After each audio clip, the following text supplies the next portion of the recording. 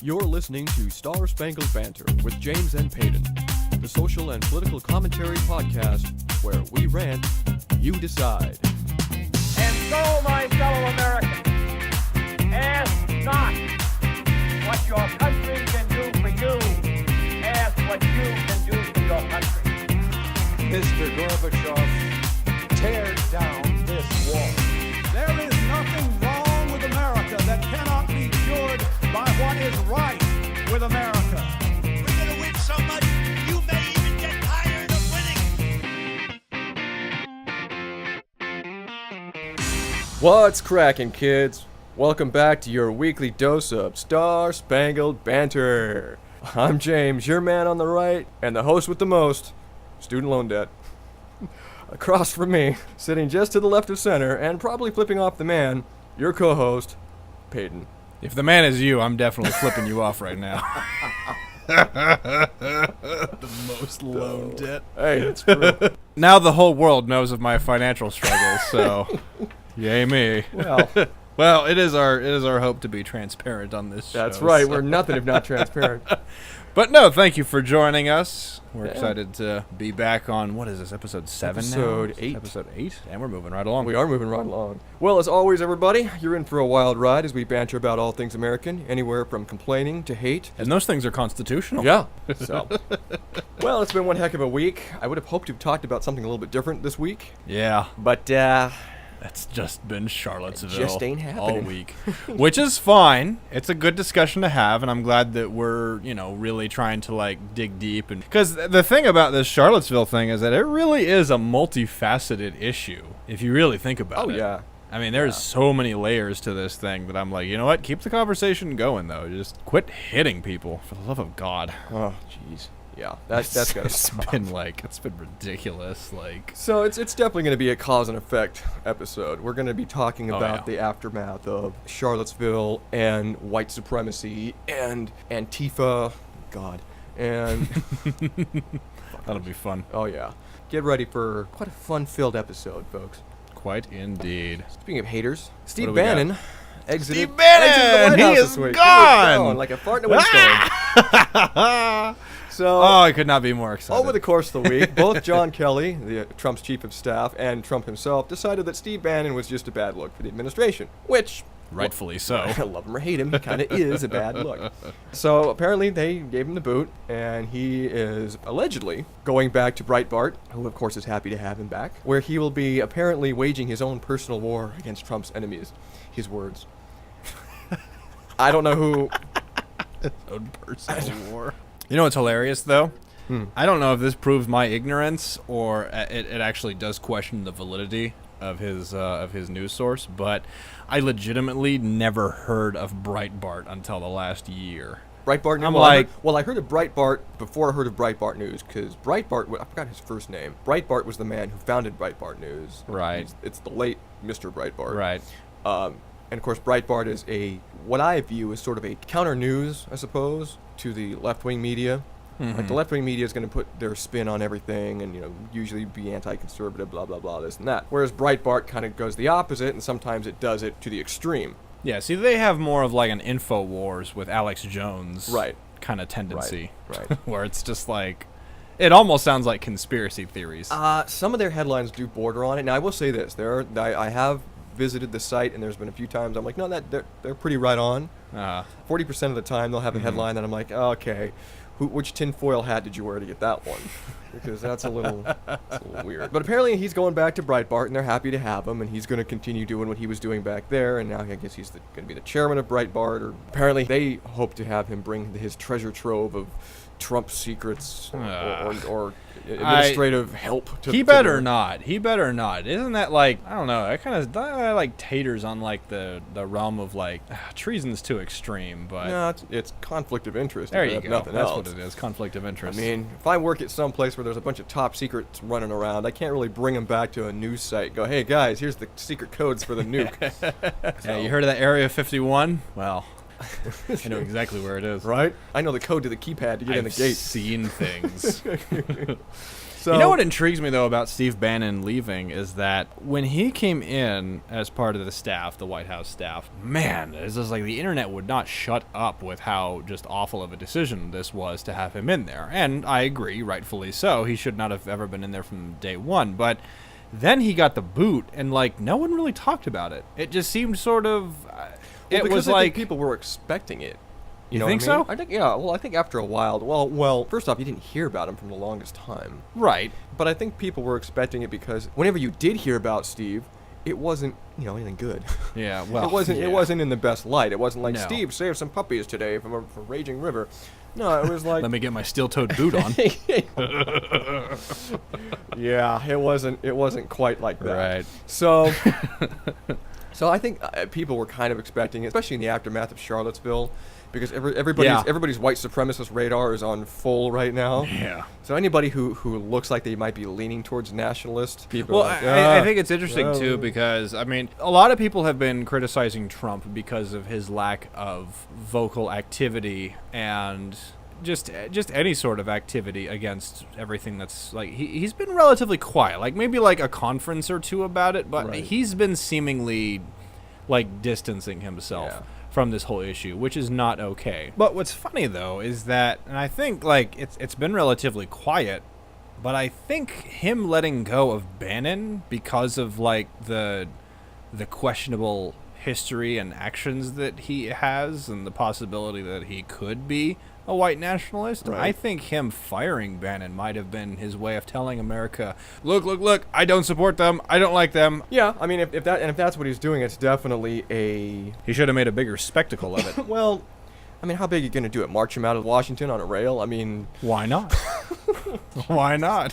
First for everything. such a tolerant group, these guys. If that's what he's doing, then it's a step in the right direction. Yeah. So, again, I don't know if Steve Bannon is as bad as everybody says he is. I think a lot of it was just crap from both sides or just BS from the left wing. I don't know. Who knows?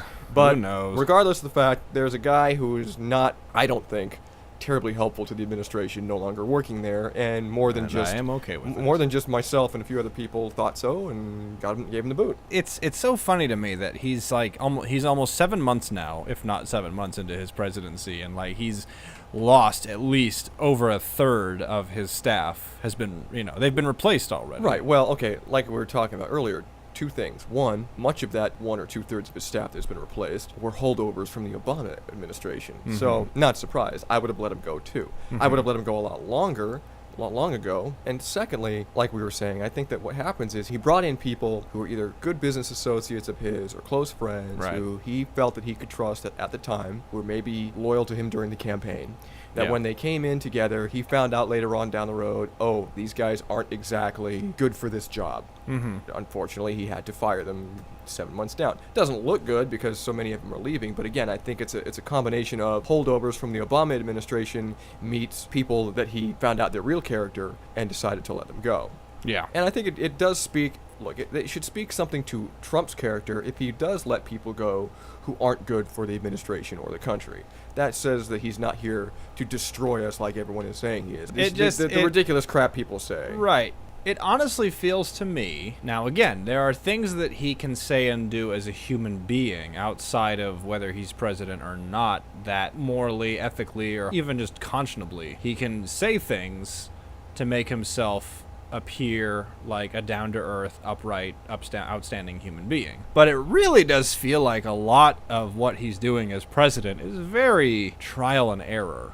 It's very much like, let's say that you're hiring for a position, for like a supervisory position at a company. And your choices are between two people. One person has about, 10 to 15 years of supervisory experience. They've managed various jobs, stores, outlets, whatever, for like 5 different companies over the span of like 15, 20 years or whatever. And then your second choice is a third grader with a lazy eye. And then you pick the third grader with the lazy eye to be in that supervisory position. Kind of feels like that a little bit. It feels like he's in over his head a little bit. I would agree. To a certain fashion, yes, he probably is a bit over his head. I would definitely agree. But I would also counter that with, okay, well, maybe I do have 2 options. I've got a guy with supervisory experience and a third grader with a lazy eye. But if that guy with supervisory experience has shown himself to be rather corrupt, misleading. I knew you were going to make it about Clinton. Yeah, I knew you were going to make it about Clinton. I'm not talking about Clinton. I'm talking about. I mean, Just her and- too. right, I'm right, talking right, about right, any right. politician who has proven themselves to be nothing but bad news. And I got a third grader with a lazy eye who, hey, he's well intentioned. Maybe he can, he can bring a little something new or fresh, or maybe he can learn as he goes. Right. I would I would say I'd rather take the third grader, but I would probably be more apt to take somebody like that who isn't proven to be corrupt. Because I'll put it this way, continuing with that analogy, as someone who was a supervisor for a company and having to hire and fire and whatnot. Sometimes I was met with options where I had somebody who had years of experience and they've been in the business for years and they've shown that they can do the job. They've shown that they've got the education. Mm-hmm. And then I have somebody with maybe less experience, but they've succeeded with what they've done in their limited experience. Right. And I realized that, okay, the guy that has all this experience that I was about to hire wasn't a good guy. Mm-hmm. Morally, ethically, character-wise, even sometimes some of his business practices were a little bit shady after going into his background checks. At that point, you're left with only one other option. You're left with the guy who's got less experience, but you might be able to learn him a thing or two while he's here. It definitely feels like it's better. I mean, he's still making some boneheaded decisions. Yeah, and- but it's not as bad as I think it and was when he first bullshit. started, where it was No, every other and day. I- It was like, oh, there's something new. Yeah, Like, and I think I think getting, what was his name, John Kelly? yeah. I think that might have helped it. A little That bit, helped a 'cause lot. That helped because John Kelly He's is been first, reined in a little bit. First off, John Kelly is a military general. Mm-hmm. He's had plenty of experience in the administrative roles before, like what he's doing right now. Right. He's a no-nonsense guy who everything has to come through him, not other channels. So he doesn't allow leaks. He doesn't allow insubordination. He doesn't allow people doing their own maverick acts on the Yeah. side. So he's very much what that administration needs. They needed a firm hand to rein in everybody else who was just running around like crazy. So I think hiring him was definitely a step in the right direction. It was definitely, I think, what's going to rein in this administration and level the ship. We'll see.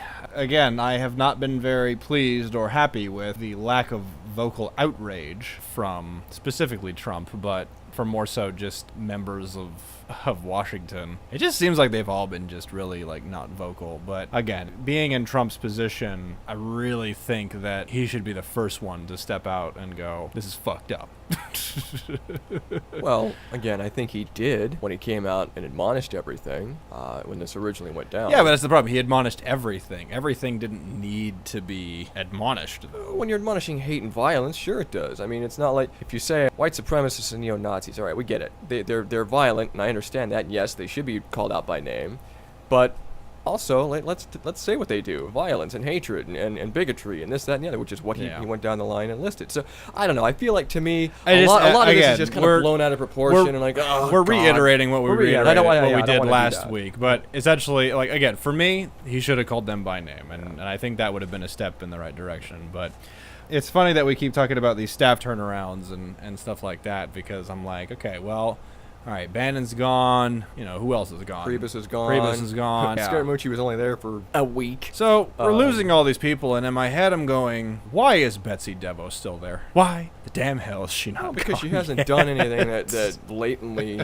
I mean, the hearing aside, that blatantly shows that she can't do the job. If tomorrow morning we wake up, 5 school districts have lost money overnight. That's and, the thing, is you that know, we're revving up to the next school year right now. Like, school starts in like a couple of weeks for a lot of universities and grade schools and stuff. So I really think that the next few months is really going to show what the hell is going to happen. Well, yeah, we'll see. We'll see if our fears of Betsy DeVos are actually warranted, or if this is all just, again, anti-administration dribble, as it usually tends to be.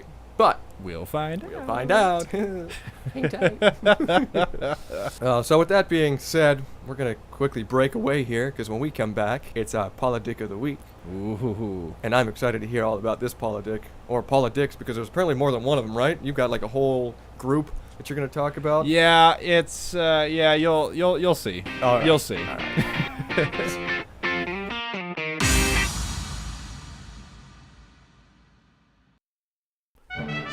And now it's time for Politic of the Week, the part of our show where we introduce to you a political or social figure who has been particularly stupid in the eyes of the nation. Hold tight, well, there's no telling what amount of bullshittery we may encounter next.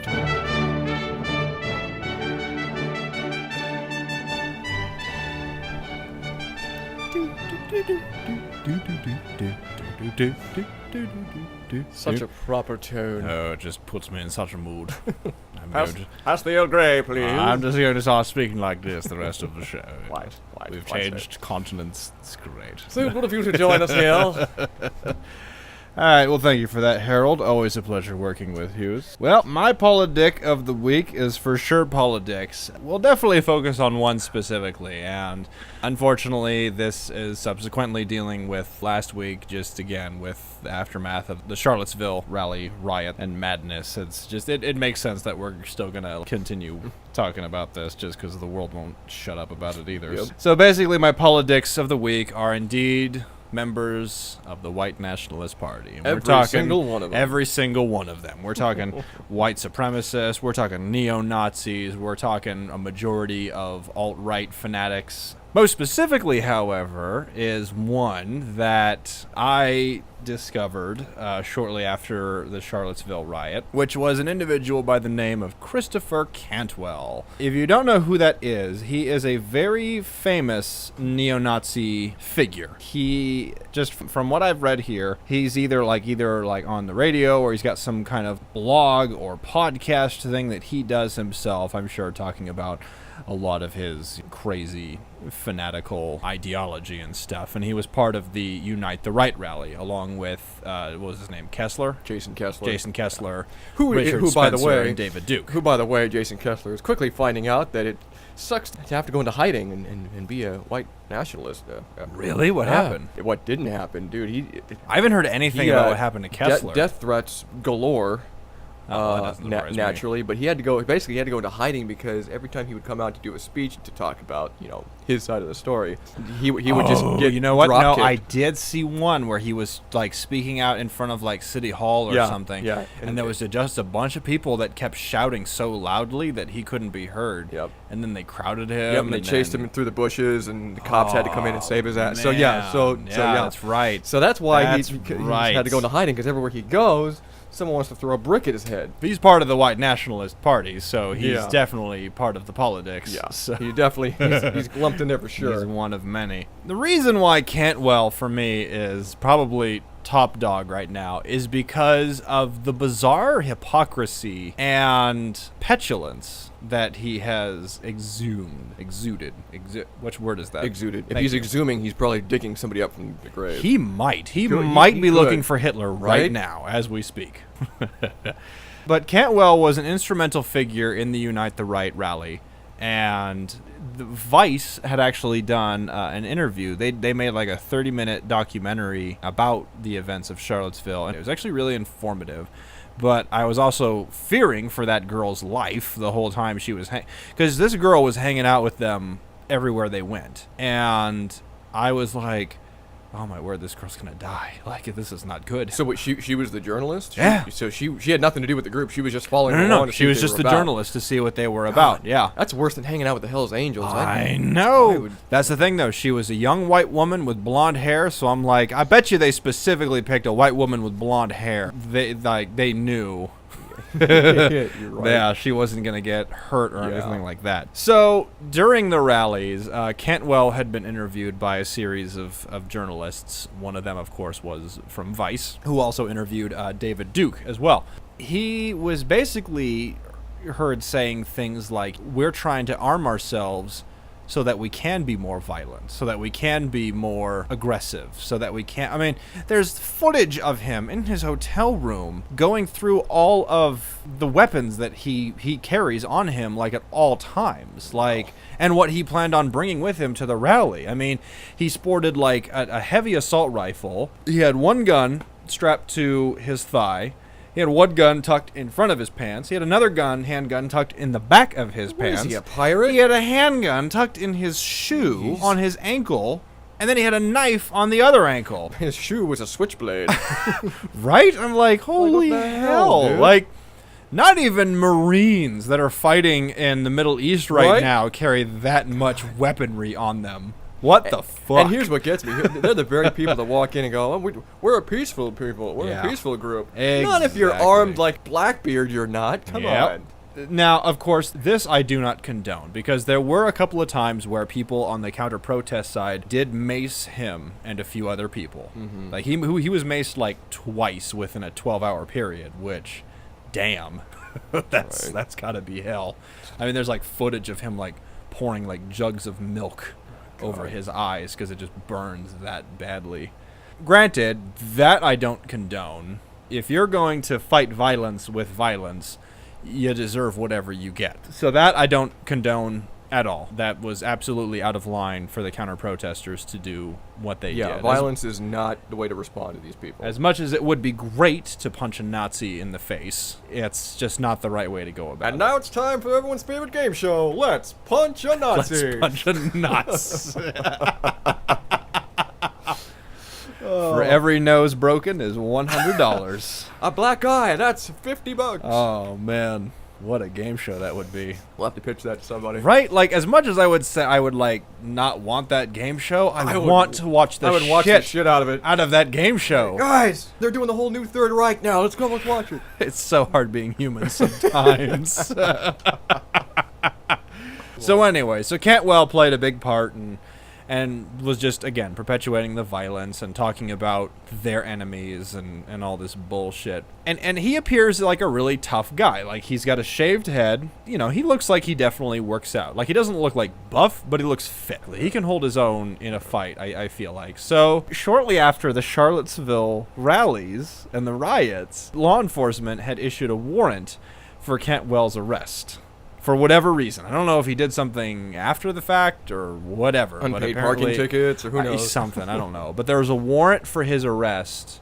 My guess is there's a warrant for a lot of people's arrests. There's probably a warrant for our arrest someplace, I'm sure. I wouldn't doubt it. I'm sure, like, I, like, fucked somebody over in, pissed like, somebody off in someplace. Oregon or something, Right? and the hipsters aren't too happy with it. Yeah, so there's a warrant for his arrest right now, and he took to social media again with a video of himself. This is so great. It makes me smile. He is crying like a little pussy. I'm like, wait a minute. I wish we could play this for you and pipe it in. I really wish we could, one of these days I'll too. figure out this equipment so I can do that, because I think there is a way. But God, it's wild. It's wild. Like, this is crazy. You know what? Put a link. We'll put a link. Yeah, in the, I'll see if I can share YouTube. the video Yeah. in the YouTube page You or guys on gotta see Facebook. This is ridiculous. He's not taking the arrest warrant very well, because he's talking about, like, we have done everything in our power to keep this peaceful. Sorry, no you didn't. No you didn't. Don't even try to hide. There's video of him arming himself with all of these like I guns. Said, when you go to a protest carrying an AK-47 and some M16s and God knows what else, peaceful protest is not on the agenda for the everything day. to keep this thing peaceful. Okay, well, If you did everything to be peaceful, you could have left the guns at home, first off. Yeah. So he's also saying things. What else is he saying? I know we talk a lot of shit on the internet, right? What else does he say? And then he says, we are trying to make this peaceful. We are trying to be law-abiding, and our enemies will not stop. What options do we have left? Here's an option, Chris. Stop being a goddamn Nazi. Option number 1, 2, and 3, all the same. So it's so funny to me that, like, literally there's documented footage of this man acting like such a hard ass, and then literally days later he is just blubbering, bawling, pitching a fit because it's everybody else's fault that he can't talk about hate and violence and be hateful and violent. That is why he is definitely one of the main politics, but really just white supremacists as a whole, because there has to be something that's stopping brain activity in their skull, because I'm like, I don't understand how completely moronic these people can be. And, like, not only that, how can you possibly still have this outdated notion of you- whatever they think? you got me know? on that. How is it possible that you wake up one morning and go, you know what, your skin pigmentation's not like mine, you suck. And Yeah, I'm going like- to prove my point by punching you in the face and setting shit on fire. Like, I don't know. The good thing is, though, is that they really are a small fringe group, if you think about it. For those of you that may not have heard, a couple days ago, there was a free speech rally that was held in Boston. And I believe somewhere around maybe 100... About 100, maybe 150. Yeah, 150, give or take, white nationalists were setting up this rally in Boston for like a free speech rally. Basically a platform that they can keep talking about their hate and their violence towards minorities and preserving white power, essentially. These 150 protesters were met with 15,000 counter-protesters in Boston. It was like the Battle of Thermopylae. Yeah. Except they lost. Yep. I mean, well, the Greeks lost anyway, but they put up a better fight. So these neo-Nazis are met with just countless amounts of people that are silencing them. So the fringe group really is very small and very weak, which is a good thing. But I also would say we can't shove them back underground like we did. We need to keep them in the light. We need to keep exposing them because we need to non-violently snuff them out. We're not talking about snuffing them out with a 45 and a silencer. We're talking Yeah, I don't want them swimming with the fishes. No, This is we're not talking, what we're talking about getting rid of the threat of them Yeah. in positions of power or influence or whatnot.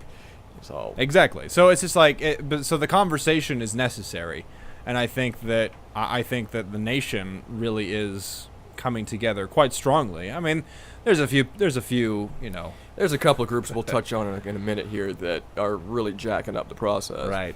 But I think by and large we can agree. Right. There's enough guilt on both sides, on both the right and the left, to constitute somebody going, hang on a minute, you need to stop that. Yeah. But one other reason why the white supremacists and their idiocy has made politics of the week is because there was an article I read, and I don't know if there's video of it or not. I would love to see their expressions on this. A lot of white supremacists and a lot of neo-Nazis have decided to go and take DNA tests to test their lineage. For what reason? To see if they're actually white. Like, white. Oh, God. And a lot of them are oddly stunned and angered that they're not full-blooded white. That they probably, like, in some generation, eons ago, found out that they come from Sudan, or they come from Palestine, or Oh my whatever. God. They're from the Philippines. I would like, love to see the reactions on those right? faces. Like, and they're pissed. They're fucking I'm sorry. pissed. First off, how can anybody in 21st century America, meaning a white person, whether a man or woman, how can you sit there and assume that you are 100% white? Yeah. I can go down my lineage and literally within 4 generations find you somebody that this group would want to lynch. Yep. Yeah. So I'm like, how in the world can you assume that as an American white male or female that you don't have some mix somewhere along the line? That's the thing, is like I have traced like a good chunk of my lineage, and it dates back to Wales, it dates back to Germany, and it dates back to England. Yep. But I've also discovered I have a good percentage of Cherokee Indian in me as well. I've got a good percentage of Iroquois Mohawk Indian. I've got a great percentage of Spain and Mexican. Yeah, my great-grandmother was full-blooded Mexican. You're kidding Yep. me. Her parents were full Spanish. She married a white guy. That's why my grandfather's half Mexican. But my point That is is so yeah. interesting. Yeah, but I never would have guessed. Yeah, but, I never would have but guessed. my point is, unless you fell off the boat straight from Sweden, and even then I'd be like, no, it's not like you right? came off the Viking ship from Norway. Then maybe I go, yeah, okay, you might be All full. right, you might be full. You might be a full white guy, but but right now you can't assume that. So that's just dumb. That's just an ignorant idea. So I'm glad they're kind of getting a rude wake up call. No, dumb shits. It's just funny that they're reacting just so like, what? This can't be. How am I not full-blooded white? And I'm going, what did you think was gonna happen? Like thousands of years, like right? You everybody think that thousands of years people were gonna be like, oh no, not this guy. He's a little slight bit darker. I'm going over here. Unless you inbreed to the point of making you a blithering idiot. See, but that's the thing, though, is that if you actually look at the specs of what white nationalists and the Nazi Party was all about, some of it had to do with inbreeding. Yeah. Because they were trying to preserve The race. the race that much. A lot of their ideology teetered on the edge of incest and inbreeding. Yeah. So in a weird Just- way, yeah. these people are promoting a sense of lifestyle that is not at all right. No. No. It's so weird. But yeah, I would love to get that DNA Oh yeah. test to see. If I ever find video, I think There's actually a really famous video of there's a ton of they had like a whole like census group come in full of different races, and a lot of them were stunned when they took the DNA test and they came back weeks later to find out like what like the percentages that I mean, we're talking about somebody from Afghanistan or something, Yeah. or it's like Saudi Arabia, finding out that a good percentage of their ancestry actually dates back to like Ireland or some shit. yeah. Like they're stunned. Yeah. They can't believe it. Yeah. Imagine finding all this stuff out, and there's still things about my lineage that I'm still finding out. That I'm still shocked. I'm still finding out, and Yeah. I'm shocked too. Pleasantly so, but Yeah. you know. Get this. I found this out quite a while ago. I found out that on my maternal grandmother's side, I am a very distant relative of King James of England. Really Yes, the man who wrote the King James version of the Bible. interesting. Yeah, Very I'm related to him in some way or another. This blew my mind when I found this out. So King James, I found out that he was the one who was in power when Guy Fawkes tried to blow up Parliament. Yeah, yeah, that's right. It was Wait, it was King was it James. James or was it yes, Charles? it was James. It was James, It yeah. was James the First. Yeah, you're right. It was. Yeah. Okay. Yeah, Guy Fawkes tried to blow up Parliament when James was the one sitting on the throne. Oh. So in a weird way, I have a weird connection with V for Vendetta. Right. Because it kind of deals with, I wonder if Guy Fawkes had carried out his plot, would you? That's what I wonder. would you be here? If his plot was carried out, and let's say that James was like, killed in the crossfire or whatever, Uh-huh. would I still be here? Yeah. Interesting. It's very intriguing. But it just doesn't goes to Yeah. show, the lineage. I how- love how it though. connects Like and I everything. love it. I love looking back and trying Yeah, to figure out I would like who to go people. I would like to go even deeper. I know that. Yeah. I know that on my side, I've got some royalty. I have. I actually have a connection to George Washington. Come to find out. Really Yeah. interesting. So yeah, it's kind of fun just kind of going back and forth and talking about this because, again, it just goes to show how many different avenues of ancestry Yeah. there are. It's Oh, not yeah. just one line of like straight white people. I mean, yeah, there's white on my side. Yeah, I've got Scottish and British and German and French, but I Yeah. also have, like I said, all the other stuff that the Yeah. white supremacists would be just like they'd want to. Yeah, I got a buddy that I grew up with in junior high. He's a good friend of mine. Lives in Colorado. He's related to Robert the Bruce Yeah. of Scotland. Like it's wild. It's so cool to me to like go back, and so that's why I'm like I it's so funny that these people would look back and be angry about Yeah. what they discovered. I would love. be thrilled. I'd be like, I would that's be so exciting. thrilled. Like if Yeah. I was to look back in my lineage and find out that like I had some distant cousin from like Mongolia. Right? That would be awesome. Yeah. I would love that. That Oh, it'd be because so then cool. I would feel that much more connection with those people. That would, Exactly. yeah. Exactly. So that is why these white nationalists get politic of the week, because Yep. they're hypocrites, they flip-flop, and for some reason they don't want to know anything about history, even though they're the ones quoting to preserve history And inbreeding. and inbreeding. Inbreeding. If anything, that's Anything else. that's If if nothing anything, that's the main reason they're politics. That's what I'm walking away with. Oh, so there you have it, There folks. it is. So there you have shall it. we take us a break and roll into the headliner, or do you want to regroup for this Let's just roll right let's into roll it. right into this. I'm interested because All I know that right. we had kind of gone back and forth about like what our main It headline. was so hard. Again, this one was just a tough one because I had no idea what we were going to talk about because Charlottesville was constantly in the news, and I'm Yeah. like, well, we already talked about that. Do we really want to get back into that?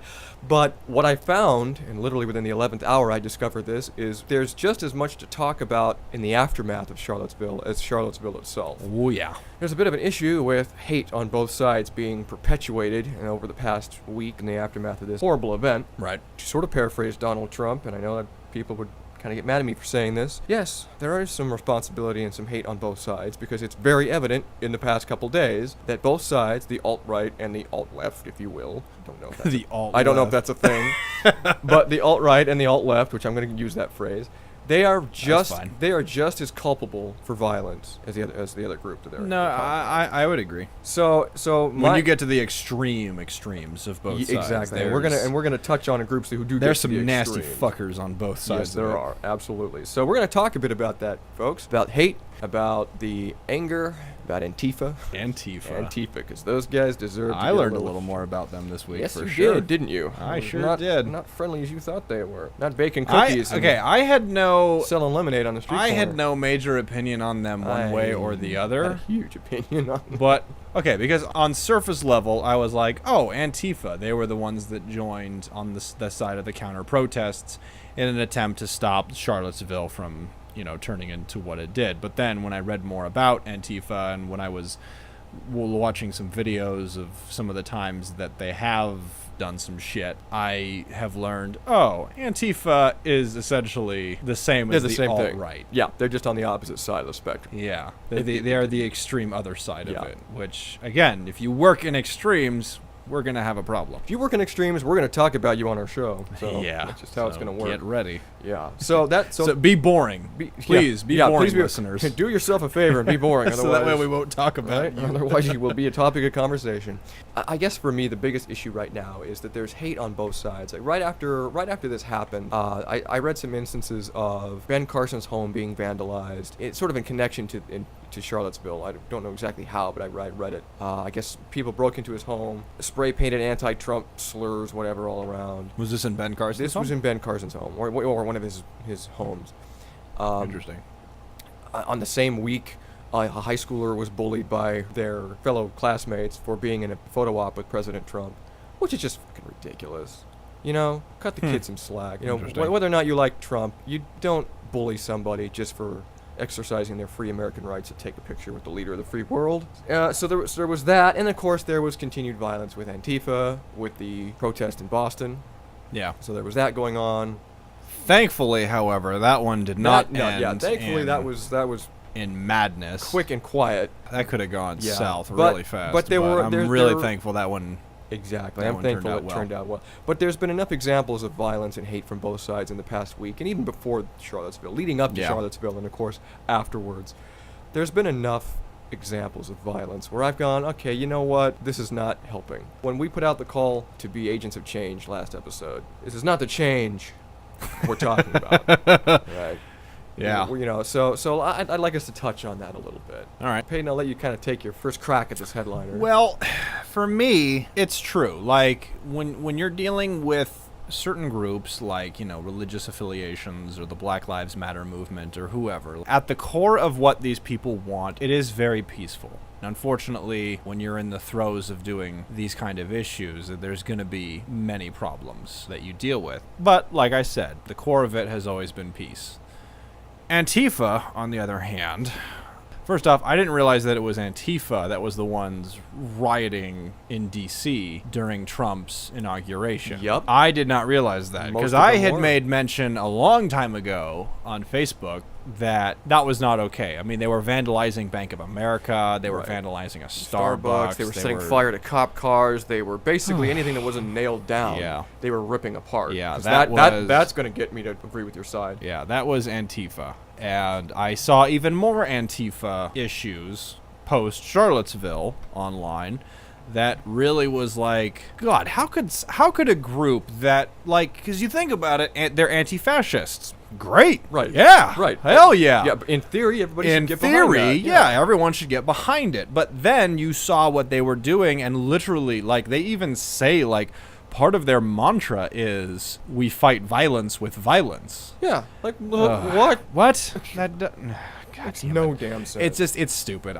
So the problem is that their rhetoric is very much the same as the alt-right or the Exactly. neo-Nazis. It's They're the just same doing thing. it for a whole different Yeah. side. They're doing it for a whole different argument. It's the same type of violence. It's the same type of hate. It's the same type of rhetoric. You're just sticking a different logo on it. Yeah. And I'm like, it really no, is. You don't get to do that. You can't stand around and expect people to agree with you when you're buying into the same type of hate that the other group that you're It's just fighting like, is all about. I can't stand fascism as much as the next Right. American can, but it's just like, But when your group is fascist and you're calling yourselves Antifa, When you're acting when you're rather acting fascist. fascist, then you don't get to, use that name. Sorry. Because last I checked, there were plenty of fascists who stormed through the streets of Europe, vandalizing and ripping people from their homes. Yeah, and we fought a whole world war to stop them.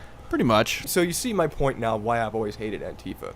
Yeah. Especially post-Trump election. I can't get behind that. I mean, granted that most of these people that are, if not all of these people that are part of Antifa, are very much more left-minded individuals like myself. However, I cannot get behind nor condone anything that these people do in a violent way, because if you're going to do it that way, you've lost me. Yep. You've lost everybody. Yeah. You don't can't get do to, it. You don't get to act like a domestic terrorist, which is essentially what I believe Antifa is at this point. You don't get to act like a domestic terrorist Exactly. and then scream freedom. They're just as bad They're as just as the bad. neo-Nazis. They're They're just as bad bad. as white nationalists, and that's not okay. No. It's not okay. And I think having happened right now is you're having these two extreme ideals clash. That's what you're seeing here. That's Yeah. honestly what I think this whole thing with Charlottesville and the past subsequent days have been, is you're seeing two extreme groups just hack away at each other. Yeah. And that's why there's been nothing but violence and anger and hatred and confusion, and because you've got two groups that Yeah. are full of anger and violence and hate coming together trying to literally kill one another. It's just And awful. unfortunately, everyone else is caught in the crossfire, and we're like, well, what the hell is going on? Well, I will say this though. Thankfully, we haven't heard much more violence since that happened. Yet. I'm Yet. hoping that We're- it dies we're down Open now. for a miracle. God. But Because I'll tell you, this was exhausting. Like, this whole past week, I've been emotionally exhausted. I don't know No, about I agree. anybody else out there, but this whole thing has just bothered me to the point of wanting to crawl into a hole. I agree. I'm right there with you. I think that we're thankful that the Boston rally turned out as peaceful as it did. Absolutely. But I feel like a lot of other protest groups are realizing that Antifa may not be May not be who they say they are. who they, I who mean, they they pretend to be. definitely claim anti-fascism, but they're certainly not going Well, about it. Here's another thing I hate about Antifa is they claim anti-fascist, but yet they're the same groups that are going to be marching to protest against people speaking on the right. And I'm not talking about far right. I'm talking about people just speaking either at colleges or just speaking their mind in a conservative principle, or a religious group saying something. And here comes Antifa. They come trotting out with their little face mask, because that's really courageous. Hide your face so I can't see who the fuck you are. Coming out marching in protest of speech. Last I heard, anti-fascists aren't about suppressing free speech, you fuck nuts. It's a little counterintuitive. It's a lot counterintuitive.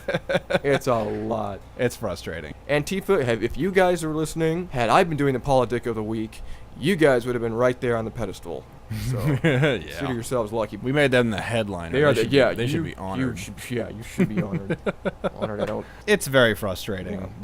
just to see and just hear all these awful things that they have done and that they want. It's just like, And then I wonder, does their hate then inspire others who normally wouldn't be moved to hate to take action in a similar fashion? I would think so, but just as similar as I've heard people on the right denounce white nationalists, I've heard plenty of people on the left denounce Antifa as Yeah. well. Yeah, so they should. It's gonna be that way on either side. But I Yeah. think the important thing is to just really pay attention and listen to like what certain people are saying and doing, what they stand for, and just be very cautious. Do your homework. Research the person if you have Yeah. to. I mean, or the organization, because Use again, your intuition. Exactly. It's very easy to label yourself as either anti-fascist or anti-communist or all-American or whatever, but be harboring a secret agenda. And I think it's important, like you say, to use your intuition Yeah. and your better judgment and trust your gut and really look at who these people are. Look at what they do. Okay, if they're saying anti-fascist, but yet they're breaking out into violence and rage and hatred and assault and battery and whatnot,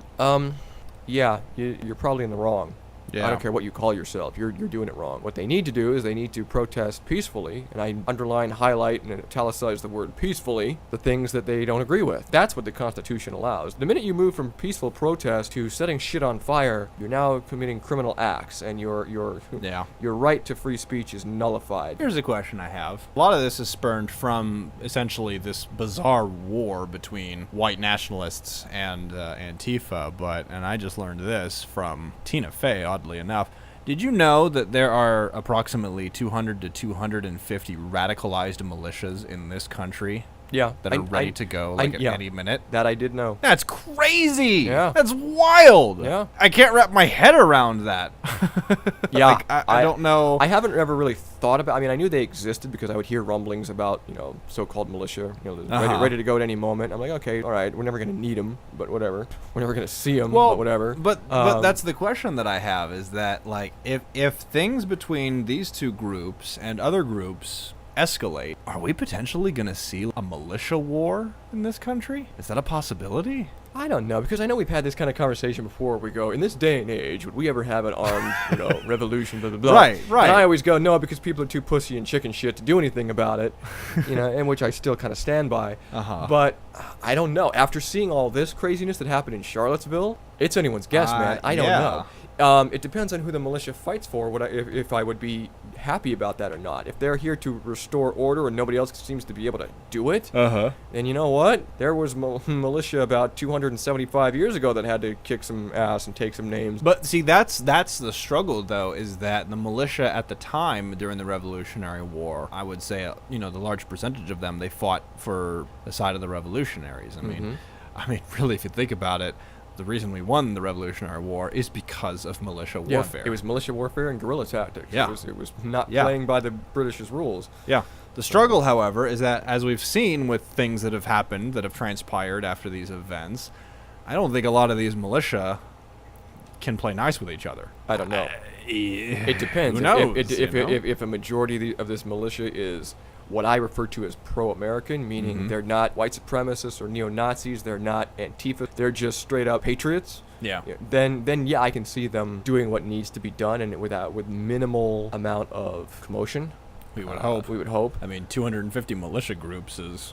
I mean, depends on That's how... a lot of commotion, Plus, if you ask that me. also depends on how big those militia groups are. I mean, they're 250, but how big is your group? Are we talking thousands? That's true. Are we talking That's hundreds? true. Are we talking 10? No. So... No, you have a point there. So if we're talking like 10,000 plus people per militia, well, shit, we're gonna see some serious crap go sideways. Yeah. If things happen. Now again, the adventurous side of me that always kind of wants to see What could happen. Kind of want to see what could happen. I'm kind of like, yeah, let's get these guys involved. But you yeah, masochist. right? But the other side of me that's like, no, that's ridiculous. I don't want to do that.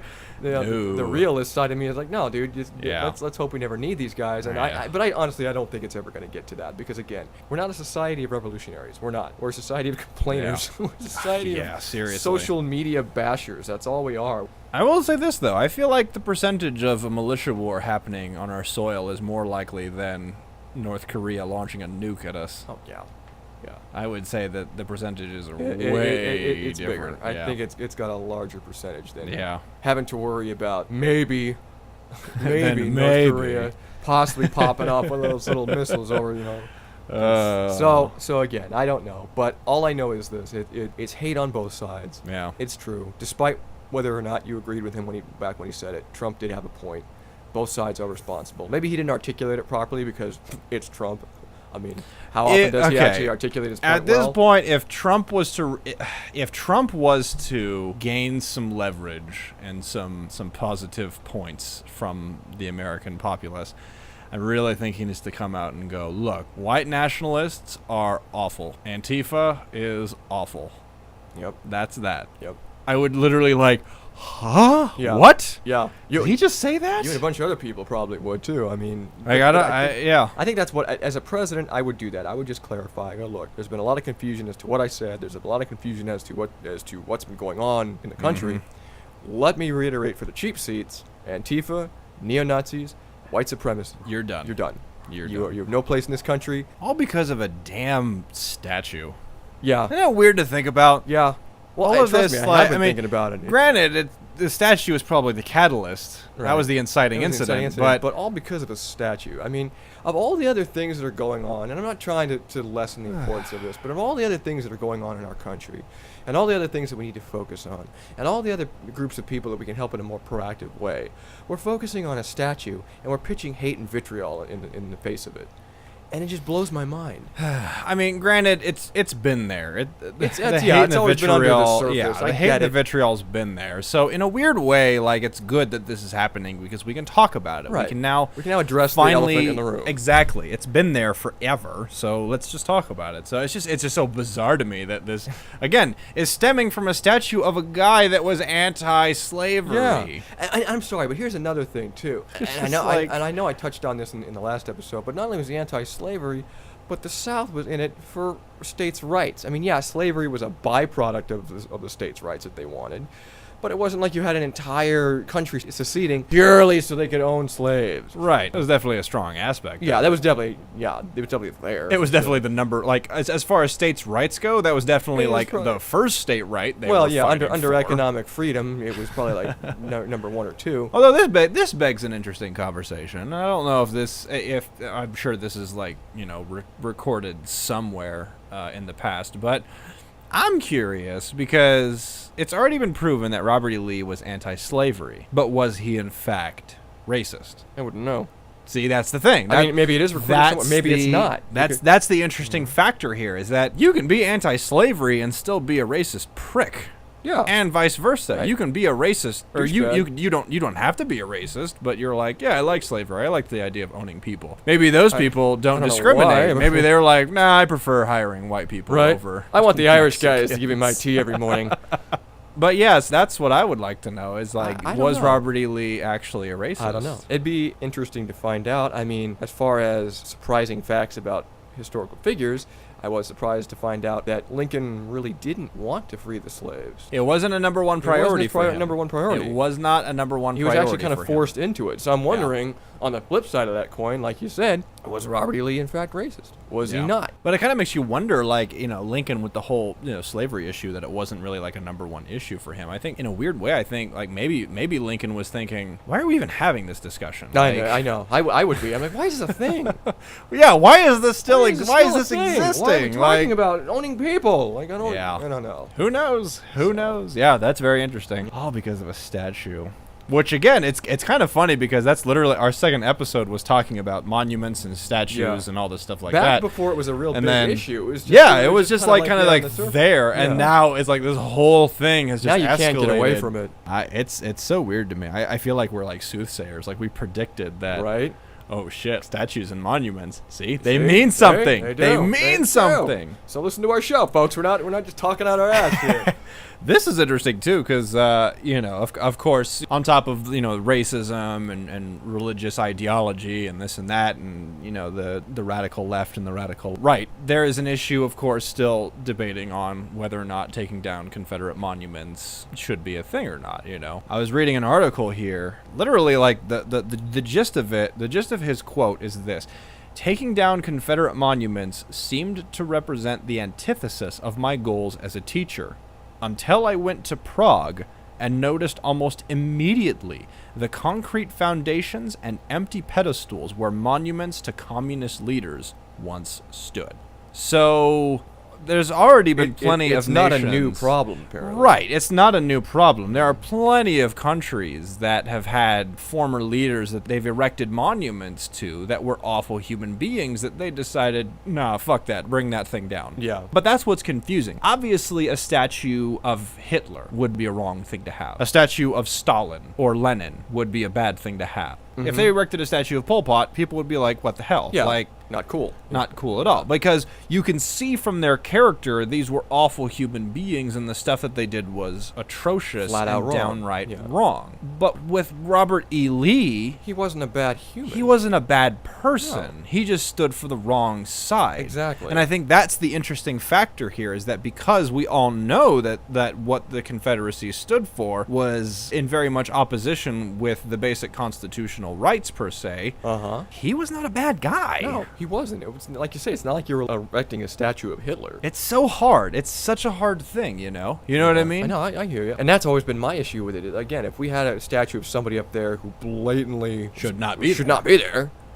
then there's no issue. There's no argument. Cool. Bring it Uh-huh. down. Knock it down. Knock them all down. I don't care. But it's a twofold problem. One, not all these guys were bad men. In fact, a lot of these guys were Christian, family-loving, honorable, just, loyal men.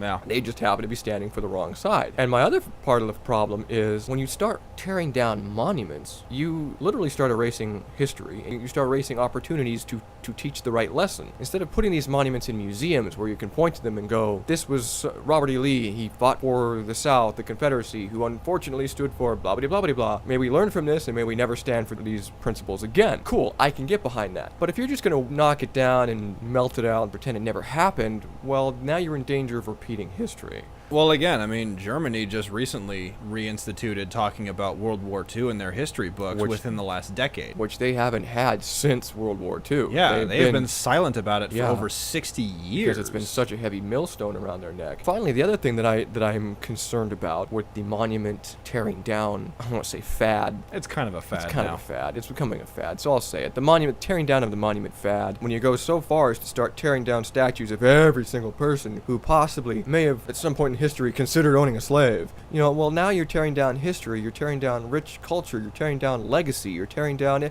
mean, what are you going to do? Change the name of Washington, D.C.? It's an extremely slippery slope, and you run the risk of completely, for lack of a better term, whitewashing history. Sandblasting everything away to where it never happened, and now not only destroyed your legacy as a country and as a people, you now run the risk of repeating the very thing you hope to hide from people. Yeah. It's dangerous. It's a tough one, and I would love to get more opinions. Listeners, feel free to add your opinions as to what you think. I mean, we're only two guys with a couple of opinions, but you guys have vast numbers of opinions, and we want to hear about them. Comment on the YouTube page. Go to our Facebook page, Spangled Banter, put in your 2 cents, because really, we want to know what you think, because this is a situation that involves everybody. It's not an isolated incident, We're seeing a major schism. and I want to know whether you're directly affected by it or not. I want to know what their opinion is, because I can tell you my opinion. My opinion is violence has no place in America on either side. Right.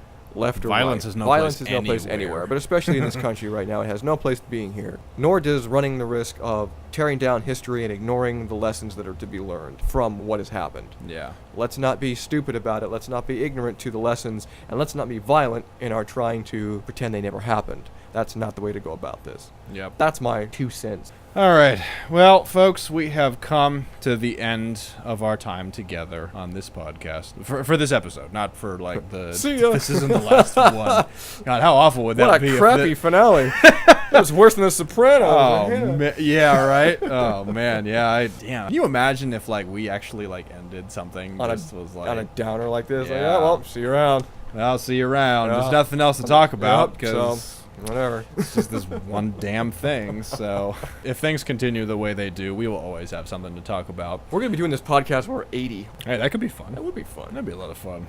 Come up to like our 8,000th Right? episode. like- Well, everyone, this is our 8,000th episode. We want to thank you for being here. I don't remember my name, and I don't know who the hell this guy is across from me.